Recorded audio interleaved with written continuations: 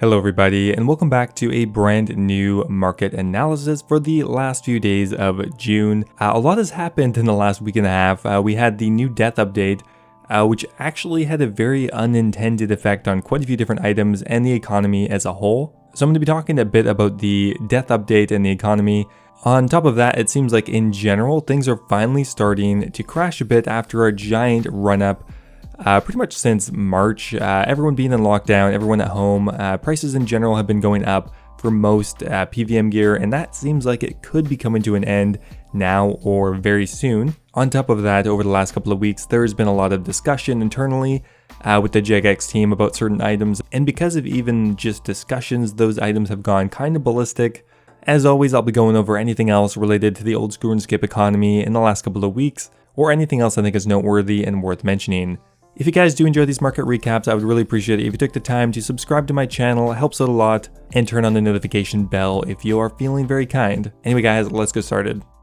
Okay, so on June 25th, we finally got the death update that has been in the works for quite some months now, and for the most part it was as expected, or at least as I expected, except for a few key things that I did not expect at all, the main one being the ornament kit. So if we scroll down here to the death exceptions part, and go to tradable ornament kits, a very interesting decision was made here. We'll just read it out quickly. A lot of ornament kits are tradable, such as the Dragon Volhelm ornament kit, Dark Infinity color kit. Now they come with an extra perk outside of PvP in that they cause your items to be protected. So a Bando's Godsword will usually stay in your inventory instead of going to a gravestone. That is the Fashionscape bonus. Now essentially they decided to not change how ornament kits worked, which pretty much gave them a massive buff when you consider the scope of the new update. For example, if you had 5 really expensive items and one of those was a Bando's Godsword, if you go ahead and buy the Bando's Godsword ornament kit, that one will now be included as one of your protected items without having to pay the reclaim fee. Now pretty much what happened right after the update is tons of people went and rushed to go buy these ornament kits. So let's go have a quick look. Now to begin with here, not every ornament kit has gone up in price, and that is to do with the fact that cheaper items really don't have much of a reclaim fee, which means paying extra amounts of money to have the item protected really won't do you that much. For example here, the Dragon Defender ornament kit, while that would protect your defender, it really hasn't seen much of a price change, maybe a very minor one if anything. With that said though, if you look at some of the ornament kits that protect expensive items, they have had a massive price increase temporarily. Looking at the Bando's Godsword ornament kit, going from about 5 mil up to 13-15 mil for one of the days that it was released. That is a crazy increase. A ton of people were looking to buy this item, and unfortunately there's a very limited supply, so that drove up the price very quickly. Now the interesting thing here is it almost immediately went right back down. I mean, today it's only at a price of around 6 mil. Now it seems like people quickly realized that paying that much of a premium just to protect an item that will only cost you 100k if you die is a bit much. For example, if you paid 14 mil for a Bando's Godsword ornament kit, you need to die 140 times to have that pay for itself, which does not seem like that's likely going to happen anytime soon. So this bubble here was definitely quite a bit of hype. Another big one here is the Saradomin Godsword, which again is a very expensive item. It shot up from 3.6 mil each up to 10 mil each, which is another extremely massive increase, but pretty much directly after that dropped back down to close to where it was before. Another one is the Fury ornament kit. It didn't have as big of an increase, but it was already a pretty cheap item. Went from 1.5 mil up to 2.5 mil, so about a 1 mil increase. And is now dropped back down to close to where it was before. Again, nobody seems to be valuing that kit that highly. And we have a couple other ornament kits here. The Torture ornament kit went from 6 mil up to 10 mil in a single day. Now it's back down to close to where it was before. And the Anguish ornament kit, probably with the biggest increase, from 9.8 mil up to 15.5 mil. So some pretty crazy market changes. I really do think though that most people realize pretty quickly that death, while it is a bit more punishing, it's pretty easy to avoid if you are paying attention, because for all of this, ornament kits will only protect those items in a PVM death scenario. If you get PvP, that's not going to do anything. So they're somewhat of limited use unless you plan on dying somewhere a lot, or they drop in price enough to make it so you don't have to die maybe 30 or 40 times before you pay for it. So that was definitely the most unexpected market change from the death update. Of course, there's going to be a giant, more macro effect on a ton of different items, because certain items are going to be more efficient to send into Death's office. Some items are going to fall below certain thresholds for the reclaim fee, and gold and items are going to be taken out of the game at a higher rate than before. So of course, on a more general level, those things are going to be changing. Now, another item I thought would have actually been affected more is the Trouver Parchment, because this is something that is somewhat related to the death rework. When you are in a deeper level of wilderness, this will actually protect your untradables when they normally would just be destroyed and turned into coins. But not actually much of an increase here, from 640k up to 800k on the release day, and it dropped it immediately back down. So a pretty big spike, but it does look like it could still be on the rise. For a lot of this, the meta concerning death really hasn't been established yet, as there's a ton of changes going through bug fixes, hot fixes, so things really haven't settled entirely yet. Okay, so I think that's enough talk about death for one day in my opinion, so let's move on to something else here. Now, a really interesting item that has had a massive price change this week is the Elder Maul, and for a while I couldn't figure out why.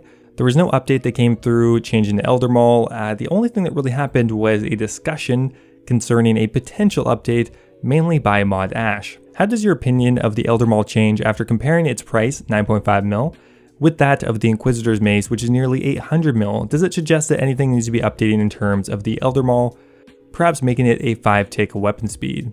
I'm pretty sure the only thing Mod Ash said is I'm up for it getting a buff. Records show that we considered a melee damage boost for it as well. So just based on that tweet, the price went from 9 mil to 15 mil in the matter of a day. Pretty crazy the level of power that God Ash has over the economy and the game in general. Now, speaking of items changing in price based on speculation, we have another set of items here, and that is the Revenant weapons. Now, there's just a general consensus between a lot of investors that the Revenant caves are going to be changed. Either the weapons are going to be moved as part of the new wilderness rejuvenation, the Revenants are going to be displaced somewhere else in the wilderness, or some other major change is going to come through to make the weapons harder to obtain, and that is shown by a pretty significant price increase back on June 20th. We have the crossbow going from 7 mil up to 9 mil, and the Vigor's Chainmace with a very significant increase from around 2 mil up to 4 mil, so almost doubling in price in a matter of a day. The Thamron Scepter does seem like it's on the rise as well, but kind of more slowly. Okay, now moving on to another really interesting item here, or an interesting price change, and that is on the Twisted Horn. Now this one I'm not 100% sure on, but some people on Reddit think that this thing has changed in price mainly to do with its potential fashionscape. Now apparently the Twisted Horn looks pretty good and color matches with the new Twisted kits for Ancestral, which has made the Twisted Horn a lot more popular, and we have seen a pretty significant increase over the last week and a half from around 15 mil up to 20 mil, which is really significant for just being a cosmetic upgrade, not even a cosmetic upgrade, but being part of a cosmetic set. Pretty interesting. It's actually at pretty much an all-time high now ever since it was released. The Twisted Horn has been a really interesting experiment. Now if you guys remember back from Twisted League, the Twisted Horn was actually more expensive than the Twisted Blueprint, yet more people bought the Twisted Horn, which means as it was a limited supply item, it actually ended up being a cheaper item even though it costed more. And it also looks like the Twisted Blueprint is going up very significantly at an all-time high as well. Which is kind of interesting because the new league is definitely being worked on and will be released soon, which I kind of thought would actually lower the price a bit, as Jagex has stated that these rewards are going to be available in future leagues, which would mean coming fairly soon in the next couple of months, this item will be available for purchase again. Now whether anyone does that or not, hard to say for sure. Now for the better part of this year, the majority of mid to high level PVM items have been slowly climbing in price, and it kind of looks like finally that could be cooling off, and we may actually finally be seeing a bit of a market slowdown or a market crash in the realm of mid-level PVM items. I'm excluding the high-end items because those don't seem to be showing any signs of decreasing, and we'll get to that in a minute. But looking at the mid to high price items, for example, we have the Ancestral Robe Top. That has seen about a 5 mil decrease just this month, which is pretty significant. Look how close these two graphs are together. Like, it's a pretty similar trend across quite a few PVM items. The Dragon Warhammer has decreased from about 61 mil to 57. That's decreasing pretty significantly. Zenite pieces as well are decreasing now for this month from 18.6 mil down to 16.3, which is a 2.5 mil decrease so far. The Banda's Godsword has gone down from 14 mil to 12.9 mil. The Dragon Hunter Crossbow is crashing very quickly from 16 mil all the way down to 105 mil. Now that is a pretty significant decrease on the Dragon Hunter. We have the Dragon Hunter Lance, which again has decreased really significantly, especially recently, down about 10 mil on the month. And up until that point, these items have been increasing in price pretty much all year. We have Tassets, those are decreasing now.